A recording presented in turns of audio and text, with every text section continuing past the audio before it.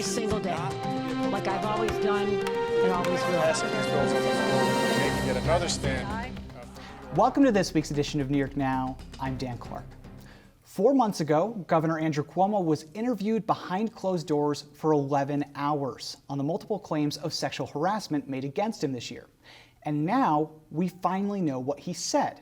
Hundreds of pages of transcripts were released this week from the Attorney General's office, which led the investigation into those claims.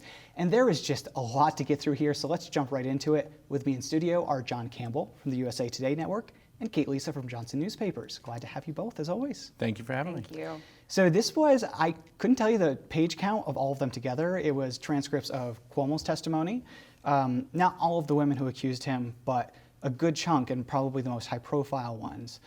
So a lot of ground to cover. I just want to ask you guys first, Kate, what was your takeaway here? What stood out to you?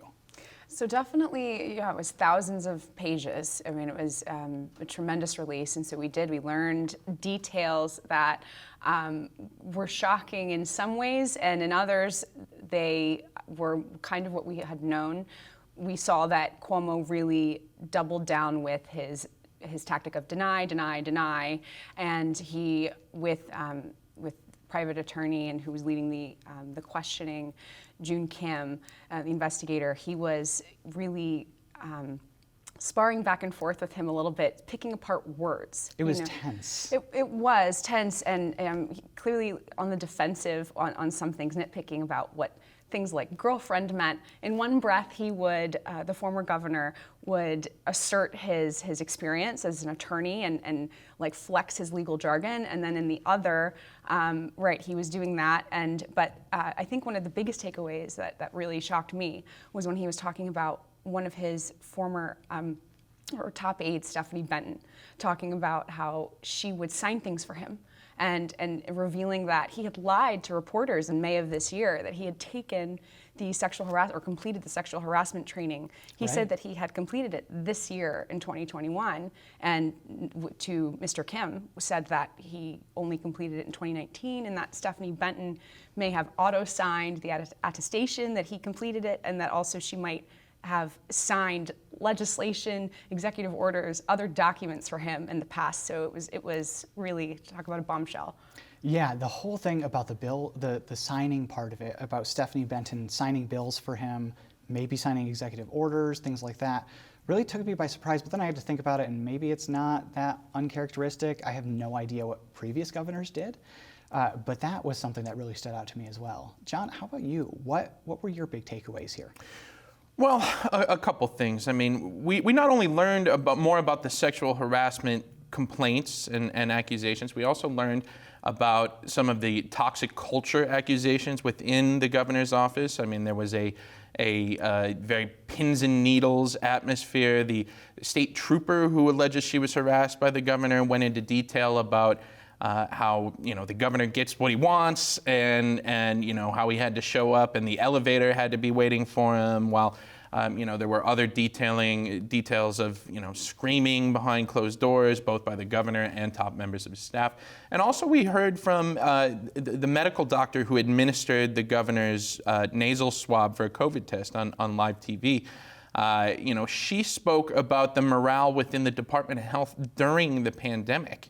And it was quite shocking. I mean, we knew some of this. There was a mass exodus of staffers, but she was also told that they were not allowed to collaborate with local departments of health, with the New York City Department of Health, which was, I believe she said the Department of Mental Health at the time where the pandemic was raging in New York City. And, we knew that Andrew Cuomo and Bill de Blasio had a poor working relationship. I'm not sure we quite knew that it went to that level.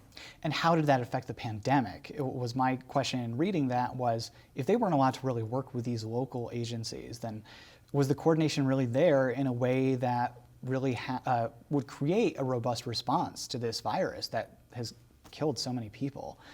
So, and clearly not too, because they didn't. They even said that some protocols they found out at press conferences, right? Yeah. So I don't know how you do that. Or, why wouldn't you have for public safety or health, if that's the goal, how is that the safest practice? I don't understand. Yeah, I didn't really either, and that whole thing is just another can of worms. I do want to get to like some of the specifics about some of the women that testified as part of this investigation. First, I'll go through Brittany Commisso, just take a few minutes on this. So I found it interesting. Part of this, the investigators were asking Brittany Commisso what she was wearing when she went into the mansion where she was allegedly groped by the governor. And at first I was reading that and I was like, oh, this is kind of rude, asking her what she was wearing, kind of like a victim blaming type of thing. And then I realized maybe it's like an identification type of thing, because as we know, with Sheriff Apple's misdemeanor complaint, they used state police aerial footage, which is so interesting to me. So that was a takeaway for me. The governor, of course, said in his testimony that he definitely did not touch Brittany Commisso. He didn't touch anybody inappropriately, is what he said. Brittany Commisso has testified as well that the governor used to say inappropriate remarks to her. Like at one point, he commented to her she was wearing a dress, I believe, or wearing pants, and he said something along the lines of, show some leg, or good to see you showing some leg. So that was just an interesting part to me. The toxic culture, though, John, I want to go back to that with you. So Charlotte Bennett testified about this, and I think the other women did testify about this as well. But there's this culture, they testified on the second floor when they were there, that really stoked the flames of this behavior. Can you describe what we're talking about? Yeah, absolutely. And the culture, essentially, the governor was in office for 10 years by this point. And, there was a widespread culture of fear. There was a widespread culture of being fearful of angering the governor, angering his top staff.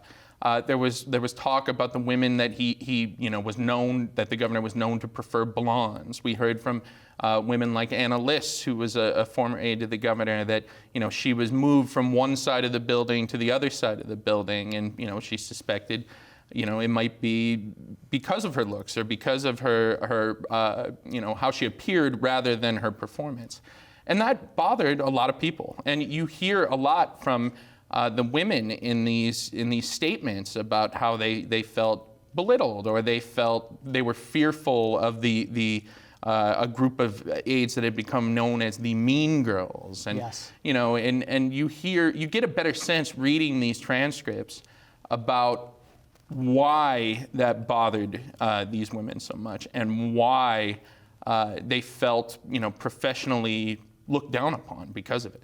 Yeah, and the Mean Girls thing, the investigators asked the women, and I believe the governor, whether they had heard the term Mean Girls as a reference. And I just want to point out that is like a public thing. During the 2018 campaign, Melissa DeRosa and the governor's top aides did frequently refer to themselves as the Mean Girls on Twitter. So it's not something that was made up. I just have to wonder how this all played into their work there and the environment there. Kate, 30 seconds for you. We have the assembly maybe wrapping up its report. Do we know anything else at this point? I don't, but tell me. No, I mean, I think that's going to be the biggest thing going into next week, right? We're going to be waiting to see. They're going to, the members of the Assembly Judiciary Committee that were overseeing that impeachment probe earlier this year are going to review this report of what they found. So I think that will tell us even more going into next week, and we'll have, I guess, even more one way or the other about where things are going. I'm on the edge of my seat. In my mind, right now, I'm not on the edge of my seat, but metaphorically, I am. We'll leave it there. John Campbell from the USA Today Network and Kate Lisa from Johnson Newspapers. Thank you both so much. Thank you. Thank you for having me. All right, moving on now. The Hochul administration has released an update to the state's financial plan, and things are actually looking pretty good. These updates are released to make sure the state budget is on track, and apparently, we're doing way better than we thought. New York brought in $4 billion more in revenue than we expected back in April when the state budget was approved. And that's really, really good news because we didn't know how the pandemic would affect that revenue. At the same time, the Hochul administration says it's not enough to pad the state's coffers if we hit a recession. So a mixed bag on that one. And the person with an eye on all of this is State Controller Tom DiNapoli. He's the state's elected money manager. We spoke this week about the state's finances, what they mean for you, and more. State Controller Tom DiNapoli, glad to have you back. Good to be back with you, Dan. Thank you. Thank you. So the mid-year financial update from the Hochul administration makes it seem like we're doing pretty good for the state. We have about $4 billion in extra revenue coming in since the budget passed in April. So is it as good as it sounds from your perspective? Or are we on a good track right here? Yeah, I mean, the short answer to that question is yes. And that's a combination of factors. Certainly tax collections have been coming in stronger than anticipated. Personal income tax collections, sales tax collections. The big game changer, though, Dan, has been the infusion of federal money. That certainly has made the big difference in terms of balancing our budget. So for now, things are looking very strong, not only for this year, but as you know, we're just starting the budget process and looking at the numbers for future years. And based on what we're seeing right now, Division of Budget is really projecting that the traditional out-year budget gaps that we're used to for so many years, they don't seem to be coming into play at this point. Whether that holds up, who knows? That's why we keep a close eye on revenue and spending. It sounds like good news. So does this mean that we are back to pre-COVID levels in terms of revenue and our finances in the state, or do we still have a kind of a long road to go for recovery? I'm trying to gauge whether this is just we're good in the moment or we're good in, I guess, the long term. Well, I would say let's not minimize the impact of the federal money, and the federal money is not forever. So we have to keep that in mind. When you look at something like sales tax, which is a strong indicator of not only tax activity, but consumer confidence and overall economic activity, we seem to be ahead of pre-pandemic, or at or ahead of where we were pre-pandemic. But you look at some of the other numbers. Let's look at the employment numbers. Again, unemployment numbers continue to go down, which is good. But we've only grown back about 56% of the jobs that were lost. So, that's a concern. So I would say mixed information. More of it is good than bad. Look, the big factor, the big question mark still is, are we really out of it in terms of the pandemic? Should we go backward on the numbers related to COVID and pull back some of the opening? That's where we could see the economy start to go backwards as well, and see the tax revenue go backwards. So, I think we still have to be very careful about what we're doing and very closely monitor what the trends are. Speaking of that federal spending that you talked about, the federal infusion of funds into New York, the newly passed infrastructure bill in Congress has some money there for broadband infrastructure. And your office released a report about 2 months ago now highlighting the digital divide in New York. We know that this exists. More than 1 million households lack access to broadband, according to your report. So can you tell me, based on that report that you put out, and now we have this money available from Congress, how should we target that broadband problem here? Where does the money need to go to make it better? For our rural communities, the issue really is the infrastructure and building it out. And across the state, not only the rural communities, but urban and suburban communities, households of lower income and senior households, generally speaking, as well. That's where there has really been a big issue of access. So, certainly targeting more support to those at the lower end of the economic spectrum, and doing more to build out the physical infrastructure for our rural communities, those would be the two priority areas. And again, that's where that federal money, as you point out, is going to be very helpful. For our economy to recover, certainly we learned the hard way during the pandemic. The importance of internet access is key for work, for school, for education, just for daily living. So this is really great news that we're going to see more of an emphasis and more help from Washington. Before we run out of time, I do want to get into politics just a little bit. So it seems like you're not running for governor, which you had been rumored to maybe be interested earlier this year. So you're not running for governor as far as we know. But I'm wondering, do you have a favorite in the race so far? We only have a few declared candidates, but is there anyone that you have your eye on? Well, first of all, I do want to clarify, I am running for state controller again. It's the best job in state. So I'm going to stick with that. Look, all the names out there are people I've worked with and friends of mine. Certainly the two leading candidates are Governor Hochul and Attorney General James. They're both friends, and we have a lot of work to do separate from the political season. So at this point, I look forward to working with both of them and looking forward to being on the Democratic ticket, whoever will be heading that ticket. But my focus on the political front is making sure that I get to serve again, and we'll let the others play out their own respective races and their own competition. Yeah, it's a really interesting time in New York in politics, especially among Democrats, because it seems like there is almost this an almost split. I don't want to say the party is split down the middle, but there's almost a split between people that are on the far left in the Democratic Party and then people considered moderates who are a little bit more in the middle. Where do you fall in that spectrum of ideologies? The Democratic Party is obviously a big tent, but I'm wondering where you fall in that. Well, I don't want to make light of the question, but I probably fall somewhere in the middle of moderate and left. I'm probably somewhere right in the middle there, which is I think where I've always been. But look, you're identifying what is potentially a real problem for us. I mean, the strength of the Democratic Party is our openness and having a sense of open competition. The weakness is that we often find it hard to be united, and that's been one of the issues in Washington, obviously, that has delayed really, acting as quickly as I would have hoped on the Biden administration proposals. New York is a big state. We have a lot of very talented people. It's nice to have options. You mentioned the gubernatorial race, but I think you're going to have competition very clearly for the attorney general race. You have a lot of folks lining up for that.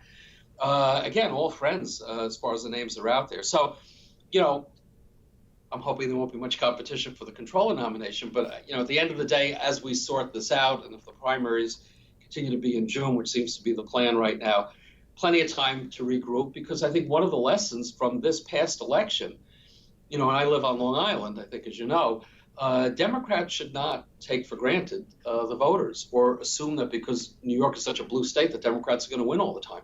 And there were significant Republican gains on Long Island, particularly in other parts of the state as well. And if the Democrats do not unite, as we sort through who our candidates will be, we could lose. And to me, that's the concern. We need to keep our eye on the big picture, which is that Democrats have so much more in common than that which divides us, and we should spend a little less time on those divisions. And I really think the election results of 2021 are a wake-up call that we need to get our act together, because if we don't, the voters are going to say, you know what, we're going to go with the other party, and I think we need to be mindful of that. Yeah, it's going to be something really interesting to watch in New York politically, at least for those interested in following those kinds of things. But we'll leave it there. Thank you so much for your insight and your perspective. State Controller Tom DiNapoli. Thanks, Dan. So we'll keep an eye out for all of that. Switching gears now, Democrats are hoping to move a bill in New York to end what's called qualified immunity. That's what protects police officers from lawsuits if they do something that might not be legal otherwise, like using excessive force or searching someone without permission. New York City has already passed a limit on qualified immunity, so now it's easier to sue police officers there. But that's not the case statewide. So Democrats in the legislature are trying to pass legislation that would affect all New Yorkers, not just those in the 5 boroughs. But like all issues, opinions on ending qualified immunity are mixed. Daryl Camp reports. Criminal justice reform has been a source of division across the country in recent years, and at the heart of that debate is New York. It's been a major source of division here, pitting Democrats against Republicans and Democrats against each other. Those reforms are things like ending cash bail for lower-level offenses and new changes to how prosecutors build a case. And while those were big wins for supporters of those measures, they'll always tell you there's more to do in the realm of criminal justice. That conversation is already starting ahead of next year's legislative session, and a key focus for advocates is a bill that would end what's called qualified immunity, or QI. That's a doctrine that allows certain legal protections for government officials, like members of law enforcement, when they do things that may otherwise be illegal. And it's getting more attention now than ever while the country debates the consequences of uses of force by police, including the deaths of unarmed civilians. Assemblymember Pam Hunter, a Democrat from Syracuse, sponsors that bill. She says it isn't about attacking individual officers, but holding municipalities as a whole to a higher standard. It is untrue that officers have ever had to pay ever for any constitutional violation. There is indemnification across the state where municipalities have always been responsible for any misdeeds for officers. So I think a lot of the conversation relative to personally paying out of pocket for officers, that does not happen. For some, the issue is personal. That's the case for Darlene McDay. She says her son Dante died behind bars from what was reported as a suicide after he allegedly suffered abuse at the hands of correction officers. McDay says she wasn't told about the alleged abuse until she got a call from someone else incarcerated at the facility. So he said that they called for medical attention because they felt my son was having a seizure. He was sitting on his bed, not really able to move and staring, staring into space. So several of the people next to him called for medical attention. And when the guards went into the room, they started beating him.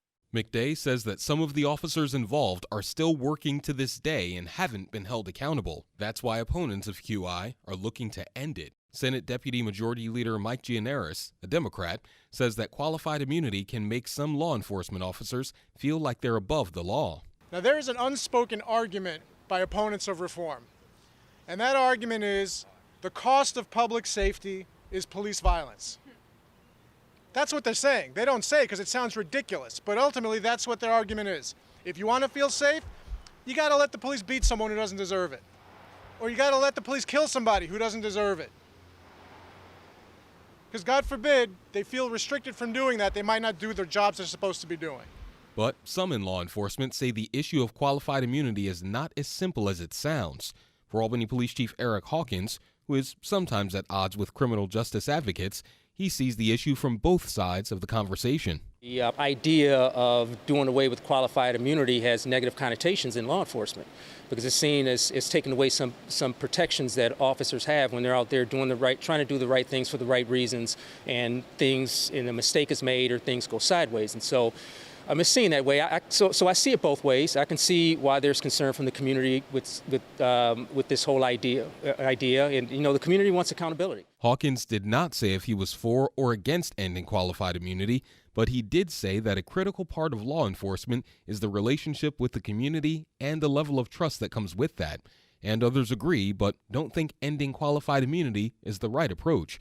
Senate Republican leader Rob Ortt says the issue is political and is just another step in a series of attacks on law enforcement from Democrats on the far left. The policies that have been enacted specifically around public safety, and look no further than this bill we're talking about right here, to end qualified immunity, is a direct attempt, an attack against our law enforcement.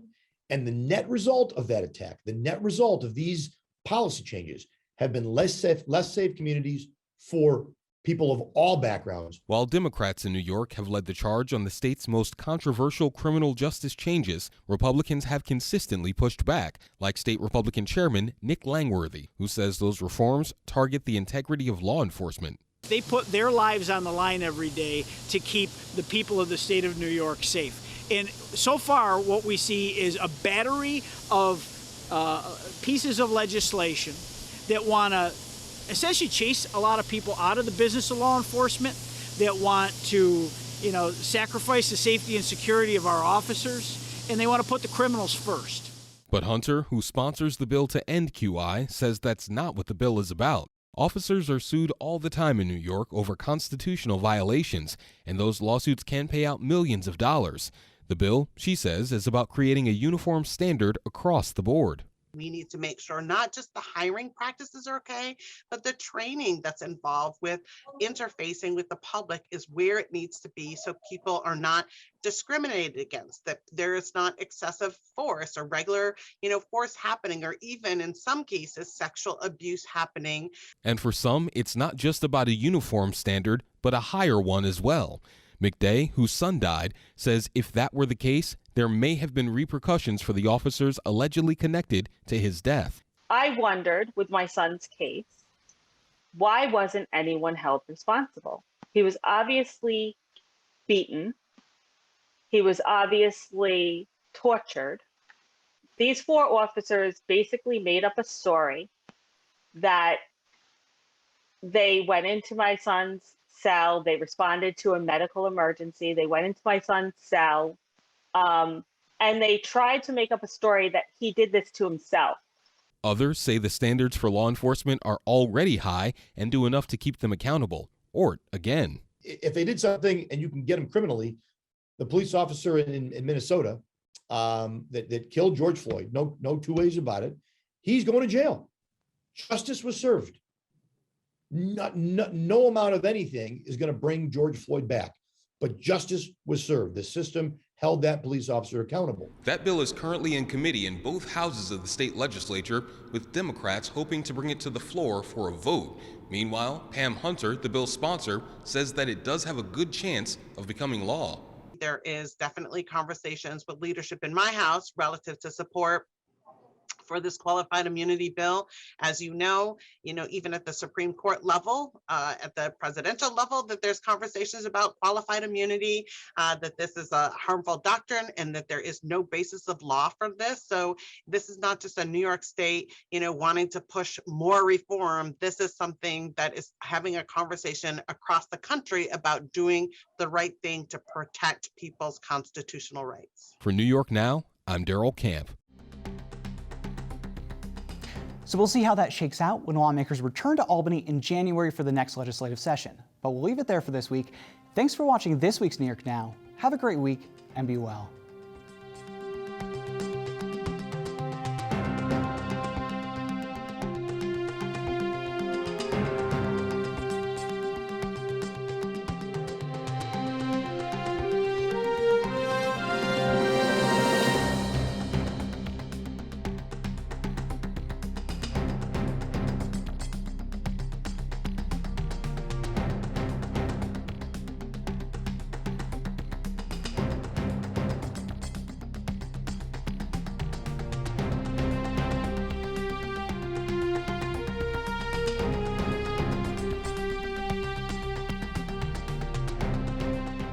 Funding for New York Now is provided by WNET.